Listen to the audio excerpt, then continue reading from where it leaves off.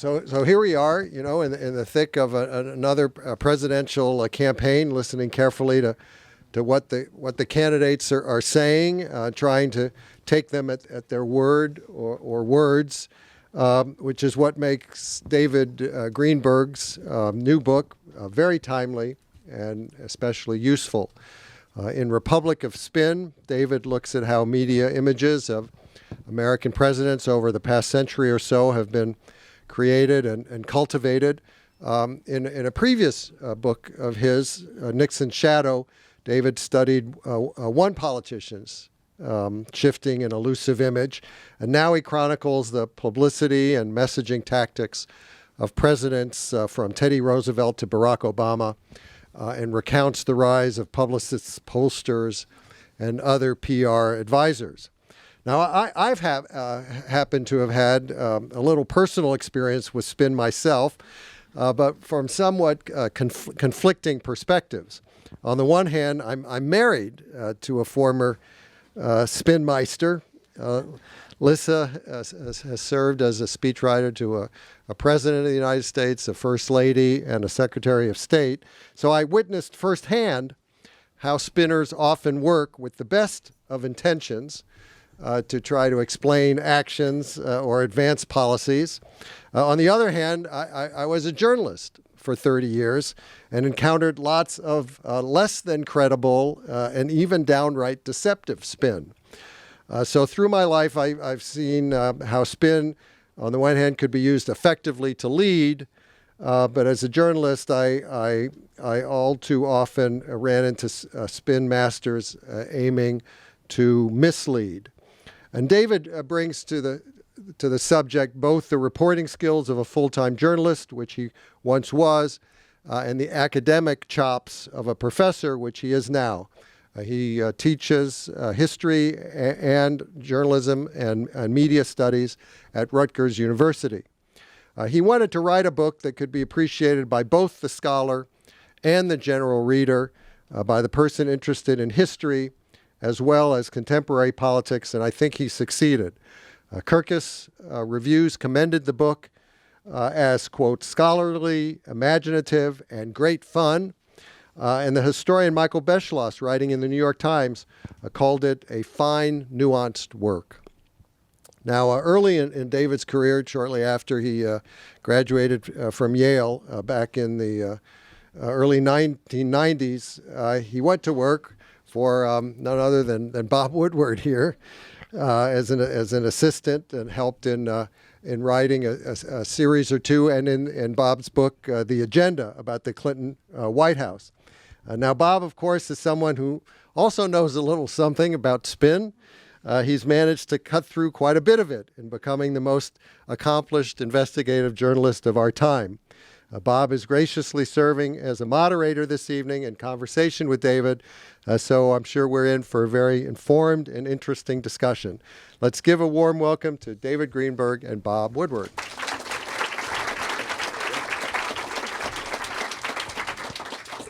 Well, let's start with, is this on? Okay, from now on, when Lissa is identified, we are going to say Lissa Muscatine, whom her husband calls a spinmeister. I'm sure she'll be delighted. Brad, have you already gone home? Where are you? Okay. Well, it's great to do this. This is a terrific book. I can say honestly, I know I have never read a history book, a serious history book, which this is, that is so relevant to what's going on in politics right now. I mean, it vibrates with relevance in each chapter. So the first question is, and we ought to lay all our cards on the table here. I hired David so he would be my assistant. After about 6 months, I was his assistant. True. Absolutely true. So why did you do this book after doing Nixon? Yeah. I want to say first thanks to Bob for doing this. Bob's been, my boss, but a teacher and friend and supporter, and he and Elsa both for so many years. And so I will always be grateful for that and can't thank you enough. And I want to thank Brad, too, and everyone at Politics and Prose for having me. This was always the place to go when I lived here in Washington, D.C., and I'm glad to see that under now not so new, but still new ownership, it's still thriving and bringing out big crowds, and it's great to be here. But to your question, Bob, the first book I wrote was on Nixon's Shadow, as Brad described, which was about politics and image making and how different groups of Americans, different constituencies, saw Nixon in these very different ways. That as much as Nixon tried to craft a single image of himself, that it wasn't possible for him to always put over the image that he desired. And in fact, a lot of his critics, their case against him rested in some of the time on the fact that he was so manipulative with his image. And it spoke to a wider distrust of political images in general in the late 20th century. And I began to realize it wasn't just in the late 20th century, that this went back further. And I wanted to sort of explore the long history, not just of spin, but of this distrust of spin that we have, and this distrust of the images we get of our politicians. And are they real? Are they sincere? Are they authentic? So why did you start with Teddy Roosevelt? That's what Right. struck me, because you can go back further in a way, but Teddy Roosevelt is a pivot point, certainly. Yeah, exactly. I mean, all politics involves spin. And I have a little brief riff in the introduction about the ancient Greeks who argued about rhetoric. And, Plato thought rhetoric was always bad because it wasn't there to produce truth. It was there to produce just conviction about something true or false. And Aristotle then comes along and says, no, rhetoric can be used for good or for ill. But rhetoric was their equivalent of spin. But the reason I start with Teddy Roosevelt is the American presidency changes with Roosevelt. That, there's a reason probably most of us can't name too many 19th century presidents apart from Jackson and Lincoln and a couple others, because they really weren't doing much. The presidency wasn't designed by the Constitution to be the seat of activism, and it wasn't exploited that way by most of its occupants. But Roosevelt comes along after the Industrial Revolution, great inequality, social economic problems, wants to make the White House the place of change. And to do that, he realizes he has to mobilize public opinion. And wasn't called spin then, it was called publicity or even propaganda, which still then had a kind of neutral valence. But these were words for the messages, the images you put out to the public. And for Roosevelt, it was a way to get the public on his side in his battles with Congress. How conscious was that on his part? Did he sit down and kind of have strategy, or was it just the incredibly impulse? Conscious? I mean, it's striking. I think we sometimes think of, our own wisdom and sophistication about media and communication strategy as being somehow a recent thing. I mean, Teddy Roosevelt, it was intuitive at many levels for him, but he very deliberately set out to travel around the country and speak to all these different audiences in order to gin up support for, say, regulation of the railroads. He staged publicity stunts, like he went to the bottom of Long Island Sound in a submarine to show that these vessels should be used for the Navy. And his critics essentially said he was a publicity stunt. Right. So the same dialogue that we have today, when a president's doing well and we're unhappy with it, we attribute it to his success with, putting one over on the press. That's exactly what happened with Teddy Roosevelt. People like Pitchfork Ben Tillman, whose name I just love. He threatened Grover Cleveland with farm tools, so he got the name Pitchfork Ben.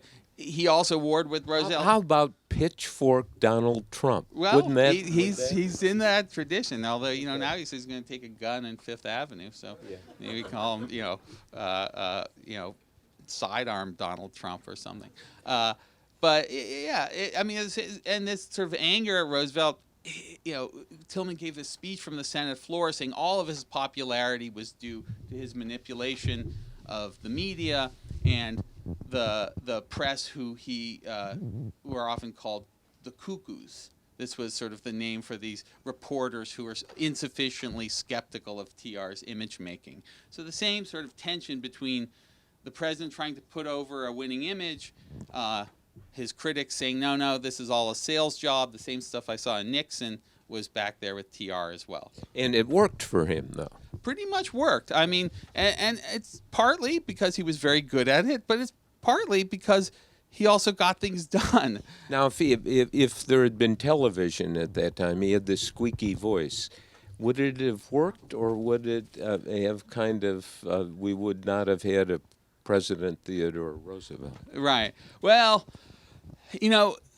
I find that the best spinners among the presidents manage to make the best use of the tools that they're given.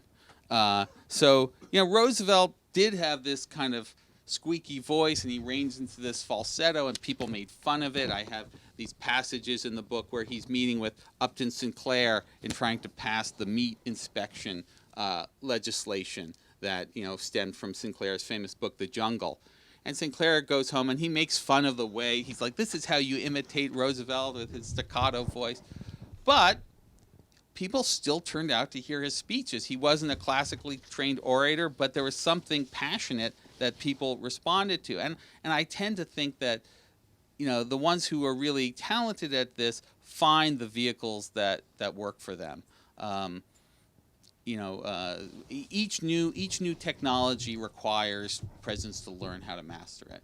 And explain some of the new the technologies or procedures that develop, like photography and polling, which you talk about very well. Yeah. So, what's interesting is that at each turn, there's a new development: photography, polling, radio, television, and at each stage, there's a new debate. Is this going to sort of help us realize a better democracy, or is it going to somehow corrupt the democracy? Is it going to put too much power in the hands of presidents so that the public is sort of at their mercy and able to be manipulated and fed propaganda? So, polling is a great example. George Gallup, the pollster, he's a character in the book. One thing I should say about the book is it sort of tells I'm just going to digress for a moment to give people an overview of the book, 3 intertwined stories. One is of these presidents, Roosevelt, Wilson, all of your favorites are in there, Calvin Coolidge and Dwight Eisenhower, as well as, Nixon and so on. And Obama. All the way up to Obama. And what they did, and their talents and their strategies, woven in with that are these spin doctors, some coming from the world of advertising or PR, others who come from journalism and sort of, jump the divide and go into various administrations and then sometimes go back to being journalists. Some of them doing both at the same time. Earlier in this century, it was very interesting. You'd have presidential speechwriters who would also be writing profiles of the president in magazines while they're working for the president. And then that would never happen. Right, exactly. Now, there's such kind of ethical bright lines now between journalism and politics. No one ever crosses over. And then the third story is of critics, intellectuals, writers, journalists, people on the outside who are observing the development of this spin machine and either critiquing it, or in some cases celebrating it, seeing it as full of democratic promise. John Dewey, the philosopher, really believed in the great democratic potential of radio, that this could be like recreate the town hall in a nation as large as the United States. And George Gallup, as I was saying, believed that polling was a great thing for democracy because it would give presidents and other politicians the ability to know what the people really wanted. And if you polled people on the issues, if it's the job of leaders to reflect the wish of their constituents, then polling would be the tool for doing that. And then comes along, there's this great forgotten political scientist at Columbia named Lindsay Rogers, who wrote the book The Pollsters. And the word pollsters was designed, I think, to evoke the word hucksters. And Rogers gives all the critiques of polling that they have today back in this book in 1948. And so I sort of put him in conversation with Gallup. So at each stage of the book, you see these new technologies, but you also see the debates that Americans are having about their implications and ramifications for our democracy. And is it good for democracy, all of this? And I mean, what's interesting, one of the things you've done here, you haven't embraced spinning and say, but you make the point it's not lying, and sometimes it really is, as you illustrate. Right. Well, the definition of spin that I'm using is one where I'm saying, spin at least tries to stop short of lying. Perhaps not always, but what we're talking about is if you. I'm sorry, I have to interrupt. Right. I remember some years ago during the Clinton years, standing around with James Carville and our old former editor, then Ben Bradley at the Post, and it was the end of an evening at Bradley's and Sally Quinn's, and Whitewater was really hot at the time, and I'll never forget Carville shaking his head and saying, "God, how are we going to spin our way out of this?" Right. Yeah. Right. That didn't mean how am I going to find the truth. Right. Well, I mean, how can I explain this best to the American people? To put a fine spin on it. The earlier words in this century that I talked about, propaganda, even publicity and then public relations, came, and began as neutral words, and then through a phenomenon that the linguist Steven Pinker describes as the euphemism treadmill, these neutral words take on unsavory characterizations because of the thing they're describing has those unsavory elements to it. So you then come up with a new term. So let's face it, politics has an unsavory Right. aspect to it, and it's not as if this is a purist field. Right, and ultimately this is sort of the argument, not exactly for spin, but what I sometimes call two cheers for spin, that spin is part of politics.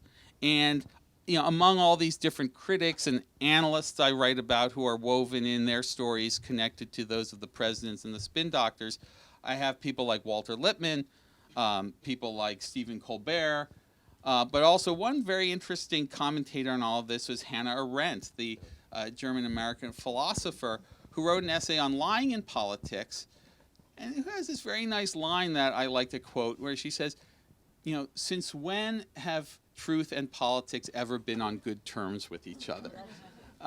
Something to, I may not get it quite right, but something to that effect, so that we know when we're entering the realm of political speech and argument that there's, we have to watch it. Yeah, but as you say in the book, Woodrow Wilson, of all people, was talking about Teddy Roosevelt and said, "Oh, Teddy Roosevelt was a real person, and I'm dreary and boring and academic."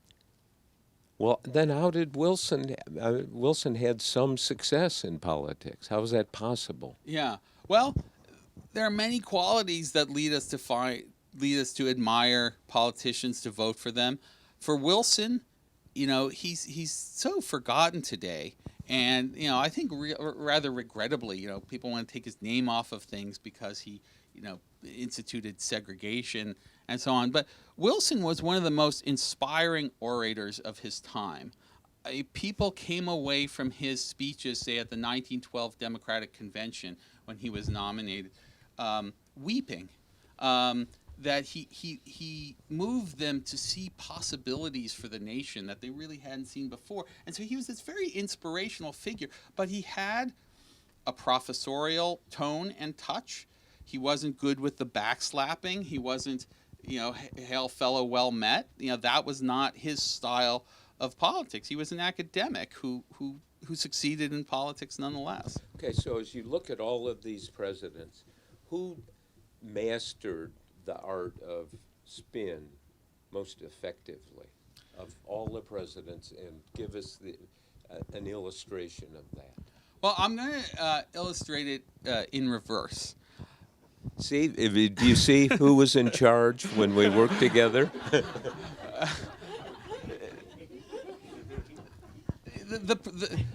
The presidents who we think of as successful at spin are the ones who we think of as successful. And, Theodore Roosevelt, Franklin Roosevelt, JFK, Clinton, Reagan, all we think of as these great communities, but we also think of them as having had these very impressive records that they were able to sell. And most of these experts on PR and spin that I write about in the book, many of them said explicitly, it requires something real, something good, in order to have good spin. Give an example, again, counterexample. Herbert Hoover. When Herbert Hoover was elected president in 1928, Walter Lippmann and a whole bunch of other journalists said, this guy is the most media-savvy, most successful with publicity president we have ever had. He had this campaign film, you can get it on YouTube, called Master of Emergencies, where it showed him as Commerce Secretary going to the 1927 Mississippi flood, the worst natural disaster America had until Katrina. And, he's pulling horses out of the river and, feeding black children, porridge. And, this film makes him look like he's going to be the savior.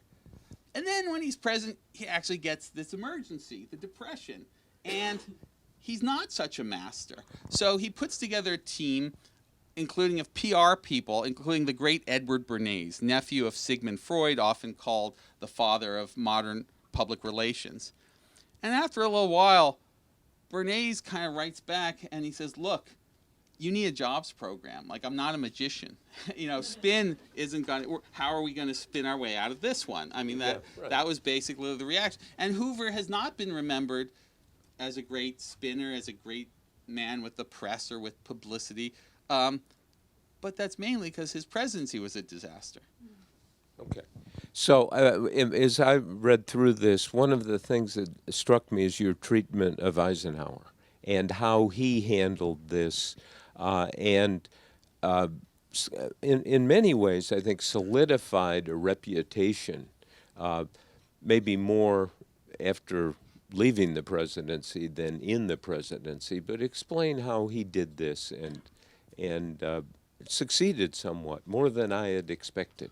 Yeah, well, Eisenhower is a great case of someone who seems, even to us today, to have been relatively naive or innocent of spin.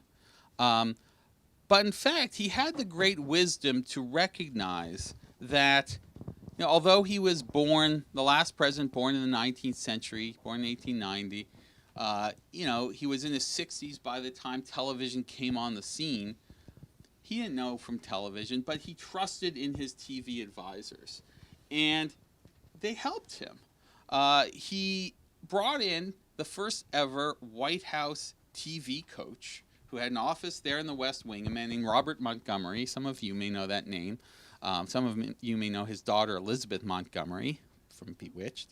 Robert Montgomery was a kind of Reagan contemporary, sort of B-movie actor, career kind of dries up in the 50s, gets into television doing a show called Robert Montgomery Produces, active in Republican politics, as more people were in Hollywood then, and starts coming to the White House and, saying to Eisenhower, those glasses, get rid of those, give you some lucite frames, gives him the light blue suit. The real nitty-gritty of...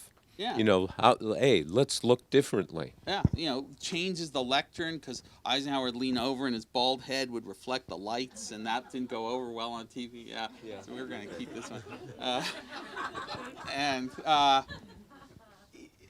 But he also, they also worked on the speeches, on the pacing, really the whole arrangement. So we sometimes think, this all kind of started with what, Michael Deaver and Reagan, and all of it has precedence. There's all this kind of deep history to, anything we think began with Clinton or Reagan or Obama. There are these precedents for it. But Clinton had a skill that if you look at his appearances and the way he gave his speeches and compare it to Reagan, he actually makes Reagan look like an amateur. Yeah. And it doesn't have that power that somehow gets affixed to the Reagan message machine. Why? Well, for Clinton, it was a very different style of speech giving. For Clinton, he's kind of living the speech. Reagan was the great actor who is, expertly reading his lines. Now, it's not to say he didn't believe. I think he had very deep convictions, and his speeches reflected a worldview that was true to him. But Reagan, when you got Reagan away from the speech, and you probably remember this, and you tried to interview him in a press conference or other situations, he was not the great communicator in those situations. In those situations, there would be, imaginary facts tumbling out, half-formed sentences. That was the Reagan who people worried about. And it was when he was in those controlled settings, the Oval Office address, the inaugural address, that's where he was the master communicator. Yeah. Okay, so who did the worst? Who, if you look at the presidents who didn't quite master or find a way to fix their glasses or their bald head or their squeaky voice? Yeah. Well, a lot of them were ones who certainly had the capacity to do it in certain situations, but then when the going got rough, had trouble. I mean, Lyndon Johnson is a great example. When Lyndon Johnson first takes over after Kennedy's assassination, again, it's sort of like the Hoover story. He gets great reviews for his speech, the Let Us Continue speech, where he says we've got to continue the Kennedy legacy. He goes on television for an interview with the broadcasters, the anchors, gets rave reviews for that. So he's seen as someone who has these skills. But as the Vietnam War goes from bad to worse, Johnson gets angry, he gets paranoid, the credibility gap opens wide, nobody trusts him. And then anything he says is looked on with suspicion, and he sort of retreats and becomes quite incompetent. Finally, in the fall of 1967, they hatched this thing called the Progress Campaign. And the Progress Campaign is hatched by this interagency PR group of state and defense and the White House to try to figure each week what are talking points going to be on the Vietnam War. Again, very modern. Like if you think about the White House Iraq group that was used to sell the Iraq War, had its forerunners here in Vietnam. And they both worked so well. Right, right, exactly. Well, they sometimes work well for a while, and Johnson is finally persuaded to do a different kind of interview, a different kind of press conferences. So he gets one of the lavalier mics, and he's like walking kind of Oprah style through the crowd, and he kind of lets his guard down. He's kind of quoting the Bible, and he's making jokes, and he gets really good reviews from the reporters. Like for the first time, people are saying nice things about Johnson since like 1964. And, one of his aides goes in and compliments him and says what a great job he did. And he says, I'm never doing that again. That was a, phony baloney sales job. That wasn't presidential. And he sort of retreated to his bunker. And, it was not... is not remembered as a great White House communicator, I would say. And he distrusted the reviews that he got, right. Which is, Yeah, well, he had come so to distrust the press and so to be reliant only on his own. Well, and the press had come to distrust him. Yeah, exactly. In a permanent way where he couldn't dig himself out and then decided not to run again. Yeah. One of the most shocking political moves in all time of all time, and part of that had to do with communications failure, don't you think? Communications failure, and also actually polling. Johnson was, although the polling in the book starts with Franklin Roosevelt, and Politico recently ran a little excerpt from the book about a character they called FDR's Nate Silver, this Finnish geologist called Emil Hurja, who was the first pollster who nobody knows anything about. So I've got a chapter on him. But on Johnson, he's relying on this guy named Oliver Quayle. And you may know the Quayle poll, which was a big poll for a while.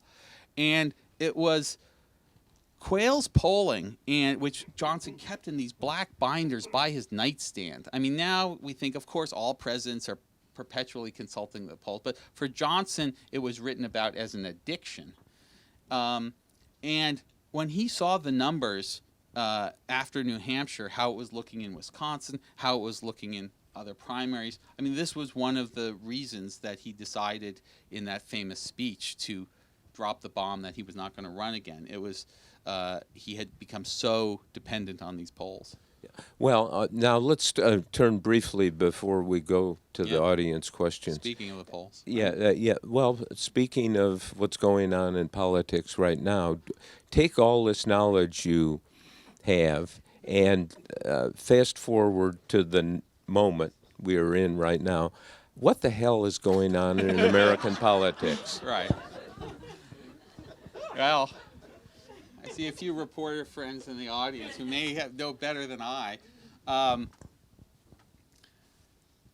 I think one of the things that's going on, and one way the book is relevant and does help explain the moment, is that especially over the last 30 years, we have become so inundated with spin in all of the different meanings of the word, the lying, but also more generally, the barrage of image making and talking points, and even journalists who now seem to be just partisan advocates for this or that, reciting the same talking points as you would get from a White House official or from an opposition official.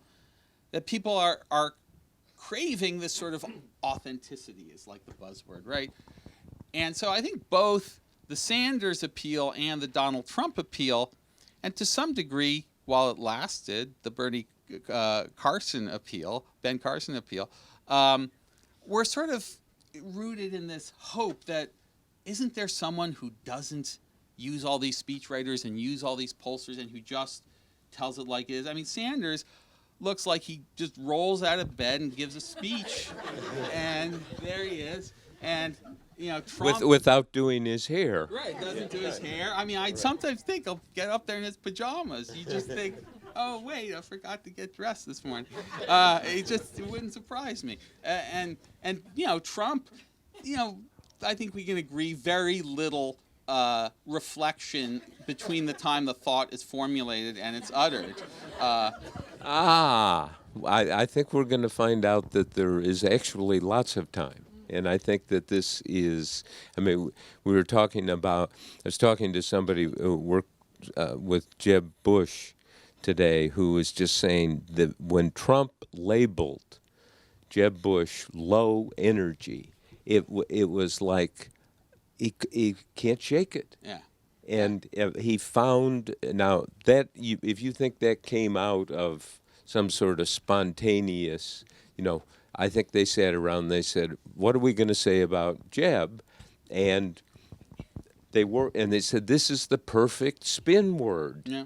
And you might be right. And you know, I've been saying for a while to some reporter friends, I want to see the stories about the spin doctors for Trump, for Sanders. You know, people were sending around this Simon Garfunkel ad and think, oh, isn't this so moving? And well, who made that ad? You know, we used to do that in previous elections, or, you know, I mean, I remember a year or so ago, more than a year ago, hearing Tad Devine, one of Sanders' strategists, talking about the system is rigged and how this formula was really going to work because it's going to get liberals and conservatives, and this was so.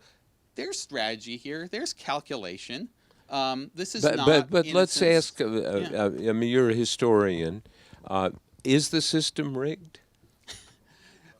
You know, Sanders' line or Tad No, Devine's I want line. your line. Yeah. What's your line? Right. What's Well, in the I mean, sense is they it mean it. rigged? No. People have. I mean, one reason I like the word spin as opposed to these other terms I use for other periods, news management, what they called in the 50s. Spin recognizes that the audience is a participant in this process. You know, when you go to the spin room or spin alley, as it was previously called, you're getting these lines that you know may not be, you know, sincere or even, you know, believed by, but you want to hear them anyway because you're a part of how the process is playing out. And but what's Trump selling? Now, step back Right. and let's. I mean, I think he's selling in a very conventional way. It's dressed up differently, but he's selling the American dream, isn't he? He's going to say, "Make America great again." Oh, I'm going to make you. I mean, he will even say to reporters, "I'm going to make you happy. You're going to feel good." I mean, he should know enough to realize that reporters never are happy and never feel good. But it's such a shock when he says that.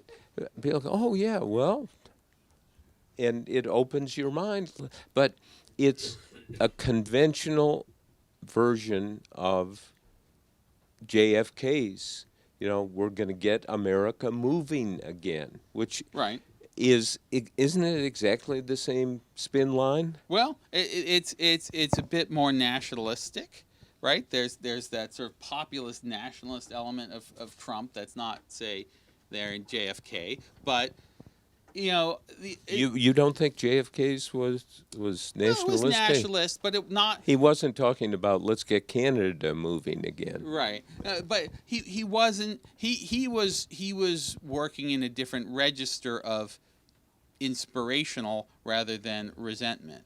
I mean, I see Trump more in a vein of Nixon or George Wallace. I mean, I don't want these analogies sometimes can be too heavily drawn, but that there's a speaking to, and I wouldn't call it pandering to, because I think he recognizes it's a problem, but he's speaking to people who feel dispossessed. I mean, what's among the powerful things in your book is you take and you show how certain language and certain campaigns are crafted.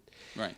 Trump's "Let's make America great again." Now, I don't think he sat around with people and said, "I'm angry, I'm disgusted, let's come up with a slogan." I think it was looked at in the classic spin way. I think this is much more unspontaneous than you think it is. And I think one of the things your book shows is these things just aren't spontaneous. They are political decisions, and how do we take a political decision and translate it into language? Yeah, well, this is why I'm looking forward to your next book, Behind the Scenes of the Making of President Trump, because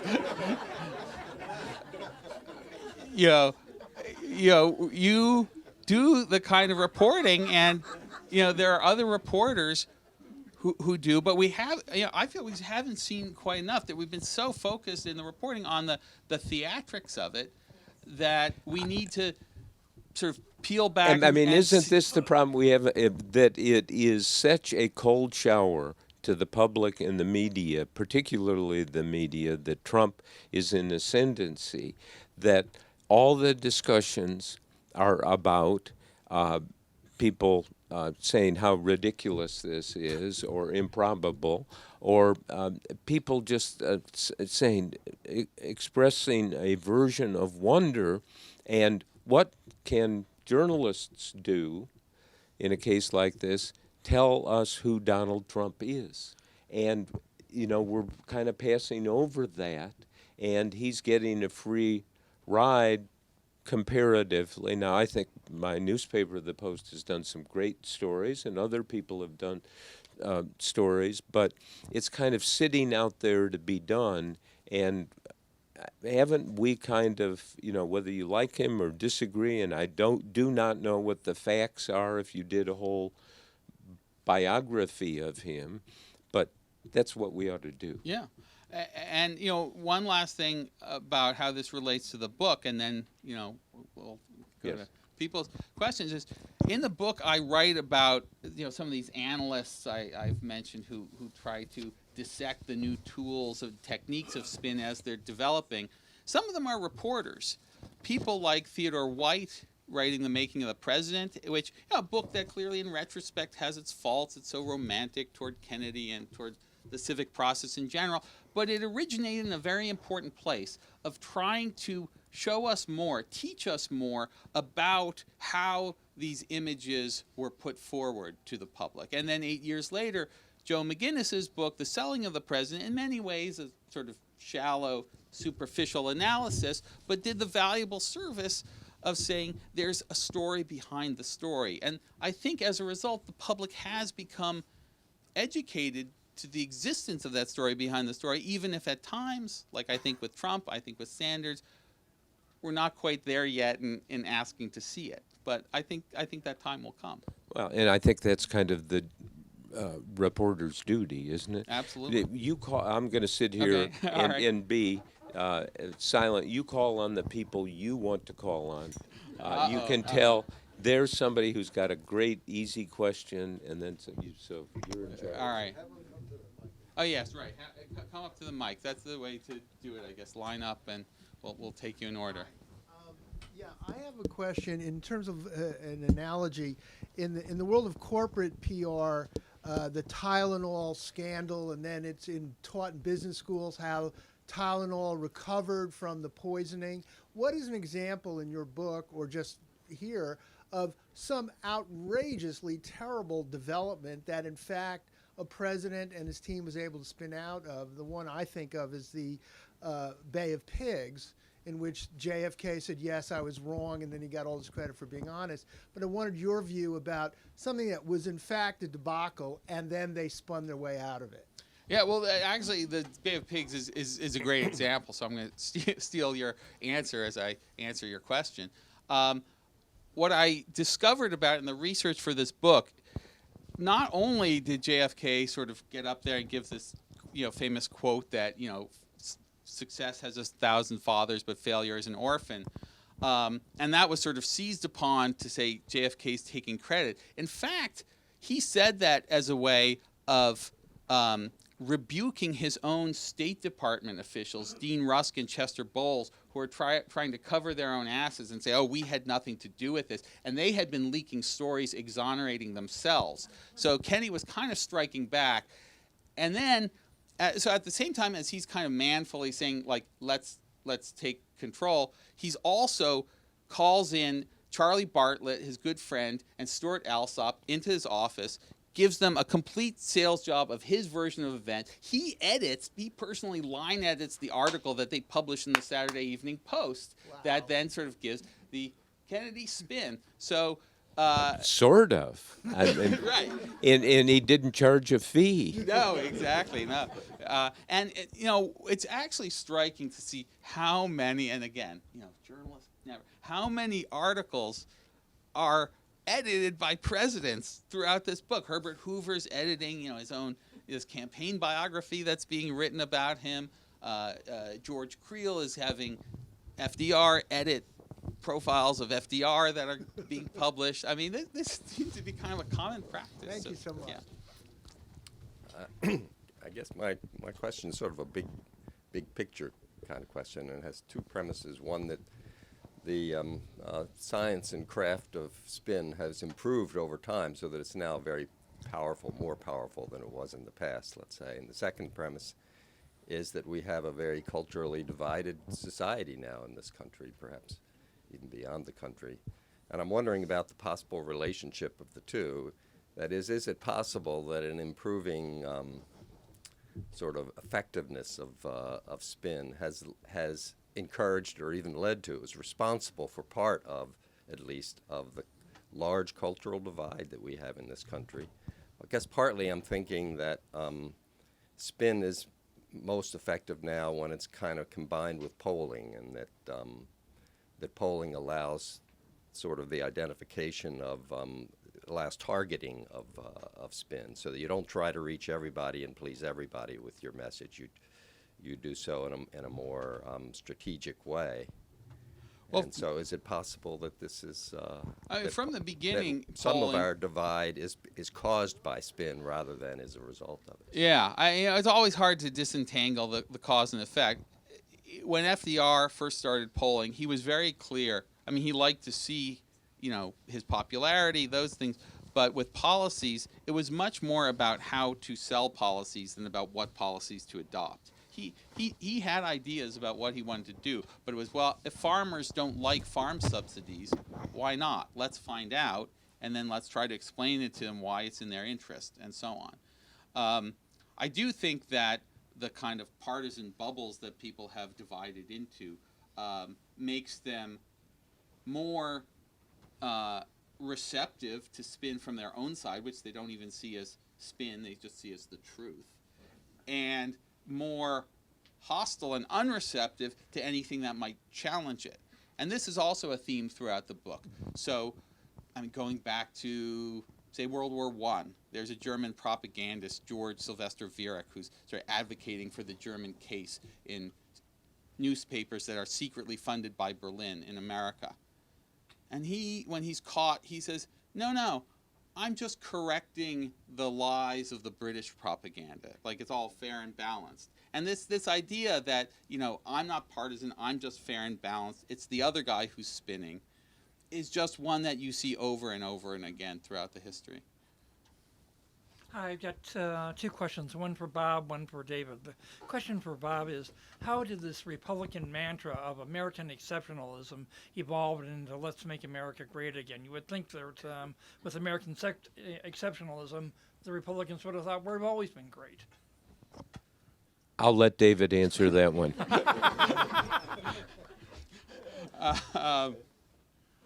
Well, I mean, that's not so much a question about spin as it is about, I think, Republican philosophy. And I guess to give a sort of political sciencey answer, they're the out party right now. They're running to take back the White House. So it's very hard to run against the Democrats by calling America, we're already great. So it's Obama who has destroyed American exceptionalism. It's Obama who wants to, I remember George Bush Sr. had this line against Michael Dukakis. To him, the United States is just another country on the roll call from Albania to Zaire or whatever it was. He had some way of denigrating the Democrats. They didn't think America was anything special. So again, much easier to impute that to the other party, and then we will rebuild. And the question to David is, is generally regarded the worst American president in the last century was Harding. Yet he was popular when he died. He was generally regarded as by people like yourself as sort of an empty suit. Tell us about his spin doctors. Harding was pretty popular when he died because the full scope of the Teapot Dome scandal hadn't come to light. But he too used spin. He ran for president with the assistance of one of the leading advertising executives of the day, a man named Albert Lasker of Lord and Thomas. And at one point, Harding had sort of committed this gaffe by playing golf because that was a rich man's sport. And I know you play golf, but it's okay.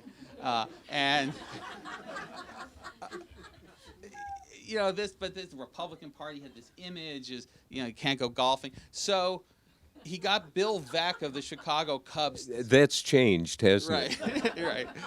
Yeah, so he got Bill Veeck of the Chicago Cubs to come to Marion, Ohio, where he was staging his front porch campaign to play this exhibition game. And there he is suiting up in a baseball uniform, throwing, pitches and, trying to be a more man of the people. So, yeah, there's spin going on in that campaign. He hires the first official White House speechwriter, a guy named Judson Welliver, who's there to kind of correct Harding's speech. Harding has a great reputation for bloviating and bombast. He's just considered one of the most long-winded presidents there was. So Welliver comes in to try to, fix Harding's speech problem. Just real quick question.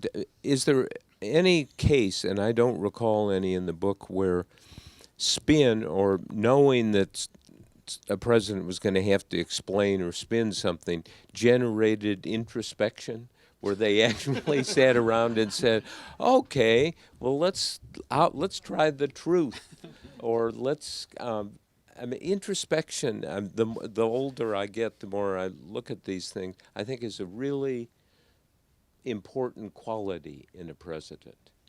Capacity to listen, think inside, and is this ever happened, or is it all kind of knee-jerk? How do we? Well, I need to look at myself, and maybe I've missed that in this book. I don't think it's there, right. is it? Yeah, well. That's a very interesting question. I think some president. I mean, Wilson was very introspective. The way, the quote you gave, how he's able to compare himself unfavorably to Roosevelt and see the differences. Some of these presidents do have the capacity. I mean, Eisenhower, was able to see that he wasn't a natural politician and to see he had to veil himself. It wasn't about, in those cases, about truth or untruth, but it was about who am I, what are my natural strengths and weaknesses, and how can I best present myself. Hi, thank you very much. I have maybe a more positive comment on that's going on. I'm wondering, have you, in the course of your research, looked at the impact of technology? This being Washington, D.C., I go to a ethical algorithms meetup, which is full of data scientists and data science journalists. And there's possibilities now because we're moving from numbers into text and being able to sort and filter for building things like integrity algorithms for information. I've been looking at how do you deploy these in Congress, for example, so that you'd be able to almost have like a spin killer app that's in real time. So it's better than fact checking. This is all really possible. Probably if you talk to a 12-year-old or a 15-year-old, there's really interesting possibilities right now for creating political constituencies for disclosure and pointing out conflicts of interest much earlier in the supply chain of information into decision making. And I'm wondering, Washington Post does these hackathons, New York Times, that it's a really hopeful possibility. Well, I don't know much about that. It seems to me like if you want, a text app or algorithm for spin, the first thing you have to do is take out the word frankly, because as soon as people announce frankly, it's going to be something that's insincere. I mean, it seems to be part of the problem with that. I don't know how these are configured, is that words always have multiple valences. They can mean the opposite of what they purport to mean. I'm skeptical of how whether computers can kind of read tone as well as straight meaning. And the problem even with the fact checker functions, which on the whole I think are pretty good. These are reporters trying to be objective in assessing whether Obama told a lie or this guy's pants are on fire or has 4 Pinocchios or whatever. But they too invariably have built-in biases, and sometimes you read some reporter that is very anti-Hillary giving her like 5 Pinocchios, and you're like, you know what, that's not what she said. And Actually, 4 is the most Pinocchios you can get. yeah. Well. But there is a possibility. Yeah. Or you read the point is a lot of the truth value of some of these contested claims really depends on certain assumptions, certain ways you read a remark that's ambiguous. And I think again these columns do a pretty good job, but it's not a science. Yeah, but it isn't it really important advance in the coverage of politics. I mean, when you look at what Glenn Kessler's done at the Post on that with Pinocchios, I sometimes will cheat and look at the end to see how many Pinocchios it's going to get and decide whether to read it. But that's a real serious undertaking. He really is neutral, and no one in politics likes what he does. Right. Yeah. No, but I say by and large, it's a good enterprise, and it really started. I think your former colleague Tom Ricks wrote this great piece about this. Kind of started with the truth squatting of Reagan, to going back what we were talking about before, where Reagan would just throw out these things about the Chicago welfare queen with 161 Social Security cards or whatever. This is what got this process started, and then it sort of lagged, and it's been jump-started in recent years. Yeah. Okay. I was just reading an intriguing article that talked about how... Come to the microphone. I was just reading an intriguing article this afternoon about how easy it is and how easy it has been in the past to rig elections through these electronic voting mechanisms that we have in place. And I just wonder, if anybody's taken spin to the next level, in previous times, has there been accusations of voting fraud in the past throughout our history? Oh, I mean, absolutely. I mean, this isn't really in the book, but I'm happy to talk about it. I mean, in the 19th century, people brought guns to the polls. I mean, we didn't have a secret ballot until like 1896, right? So voting, you would show up if you were a Republican and everybody in your polling ward was a Democrat.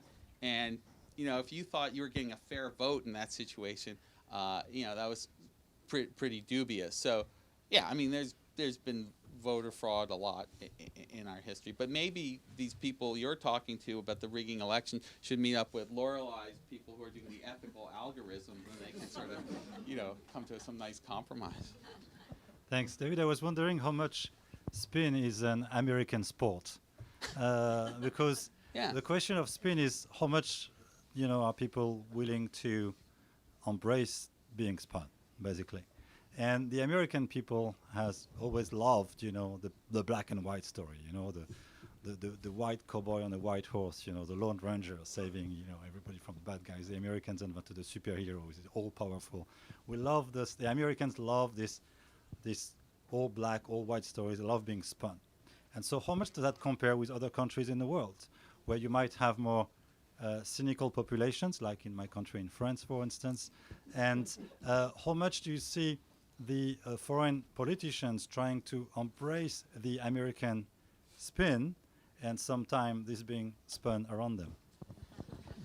Well, I think that's going to have to be my next book, because for all the vogue in academic history these days for what they're calling transnational history that looks at many countries at once, I can't claim expertise on France or even Canada. I do think there is, here's American exceptionalism, sort of in American. Politics in America has always been something of a sport, and maybe more so in the 19th century than today. But there's always been this interest in the theater, in who's going to win, the horse race, as we call it today. And, I don't think any of us would deny that it's excessive the way the news media focus on that. But at the same time, I don't think we need to deny ourselves our pleasures either. I mean, this is part of what engages us in politics. And if we try to make politics a realm of, only like, Brookings Institution policy reports that you all have to read before you vote, we're going to have very low turnout. And I mean, politics, and this was sort of Aristotle's point compared to Plato, has to speak to us and engage us where we live and what we care about. And so we shouldn't seek to take all the fun out of politics. And if you take out all the spin, you also kind of take out all the fun. Okay, last question, because we're out of time. Do professors ever spin? Never. Never, okay. Do headline writers sometimes spin? Because you wrote a piece about your book and your observations in Politico, and the headline was, "Hillary's too fake, Trump's too real." Right. Now, is there spin in that headline? Absolutely. And there was also spin on the headline. And you didn't write it, right? I didn't write it. So okay. There was spin on the headline of an op-ed piece I wrote in the New York Times, which was called "Why Spin is Good for Democracy." And then all these people started yelling at me like, this author, he clearly doesn't. And the name I had wanted to give it was 2 Cheers for Spin, not quite 3 cheers, to try to find what is valuable and democratic in spin. And in the Hillary-Trump one, the piece was sort of about how Hillary is too guarded in her persona. But guarded is different from fake. Yeah, well, that's the headline, right? That's the slippage. They needed 4 letters. Yeah, right? well, I think it creates the impression for people that she is fake, because when people are guarded and defensive, we think they're hiding something. But what does it mean to be too real? Well, too real, again, 4 letters, real, but I think the word in the piece I used was unfiltered, right? I mean, these qualities of Trump where the but you suggest maybe it's much more calculated than I'm allowing, and I think you probably have a good point. But Trump's persona rests on appearance that he's just going to say anything. He's not afraid to insult, to cross the boundaries of what you're allowed to say, and the political correct. I mean, he doesn't run exactly against spin. In 2008, Obama and McCain both were explicitly running against spin. Obama goes on Larry King Live and says, we need more straight talk and less spin. I don't think Trump said that, but he is saying we need less political correctness, which in a way is saying the same thing. He's saying people are crafting their words, they're putting them too carefully. We need people to be real. And I think that's the Trump quality that we have in excess. Okay, good. Well, thank you very much. And thank you all for coming. Congratulations on the book, pal.